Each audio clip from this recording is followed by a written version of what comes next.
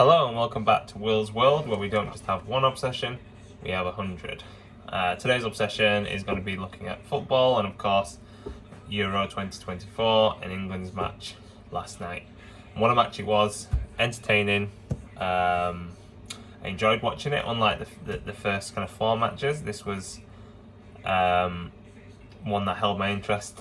There's definitely points we can improve on, let's face it. At the end of the day, if a match goes to extra time penalties, it means obviously we've not really been able to manoeuvre ourselves into a brilliant position during the 90 minutes. However, having said that, the system that we played with three at the back, even though it might come across as being more defensive, it actually kind of freed us up more down the flanks. Saka had an amazing game. And just to start off, I'm so pleased for him that he scored his penalty after all the crap that he had to endure after missing it 3 years ago.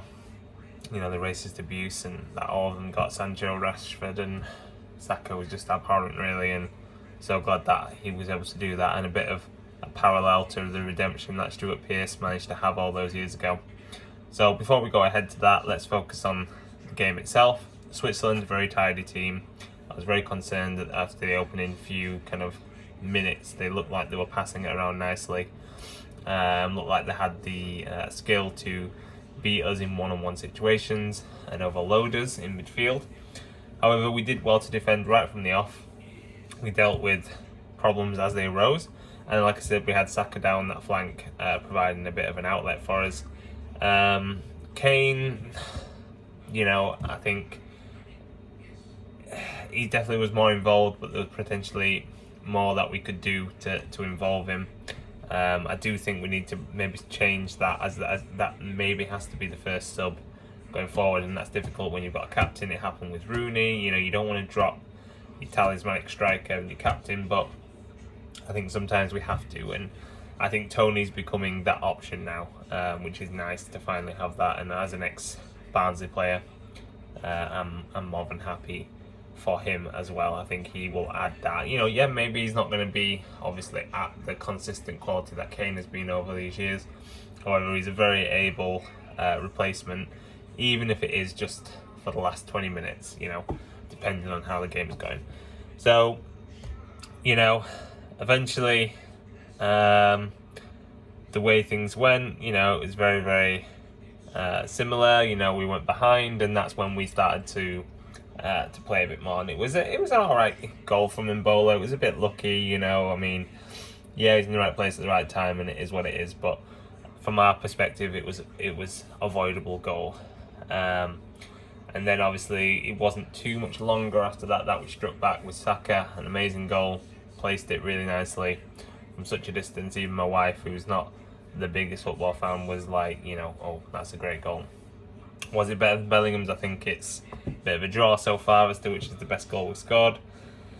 And then things ambled along. There was definitely threats from both sides who tried to win it right before the 90 finished. However, it wasn't to be, and we went to extra time. And extra time was a bit of a slog. I think people both sides kind of were of the opinion, this is going to penalties. I think they were both cautious, tried to push it, but did not in the end.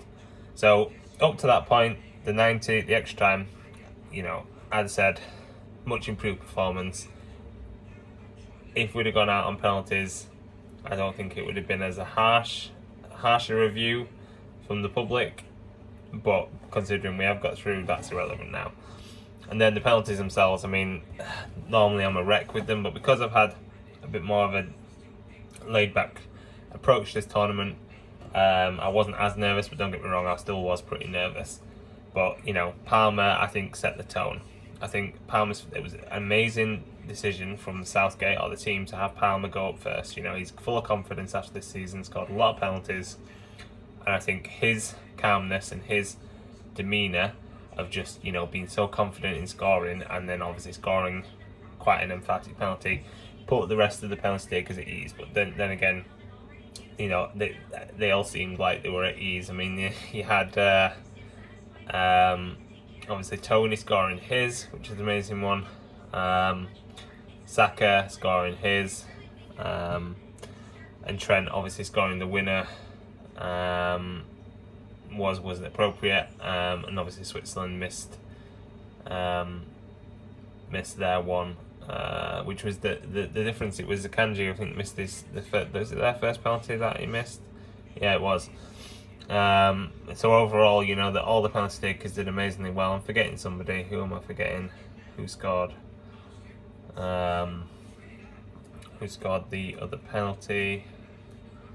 Who am I thinking of? Tony. Palmer went first.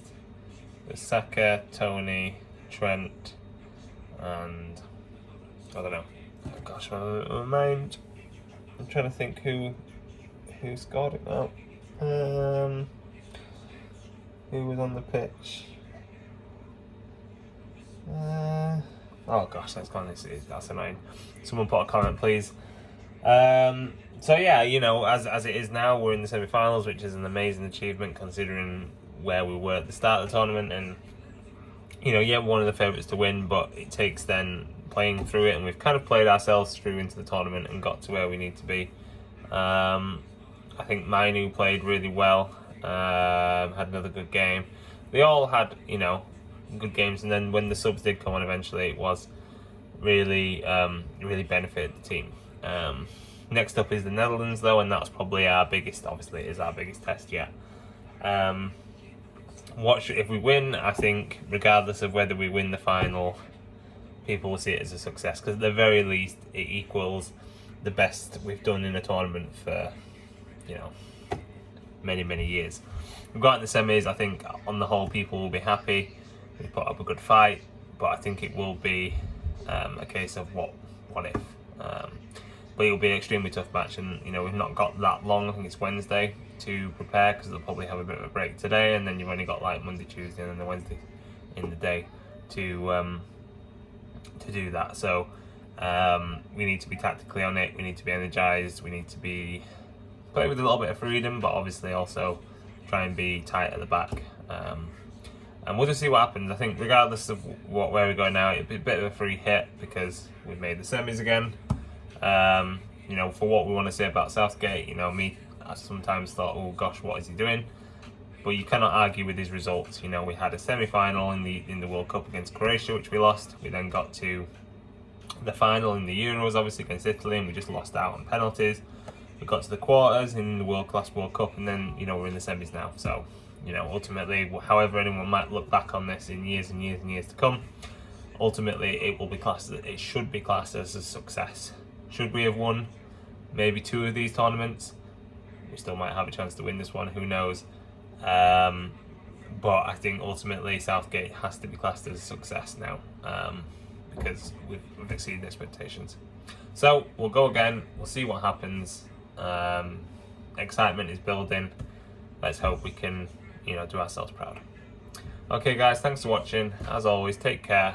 Peace, love, and prayers. Bye.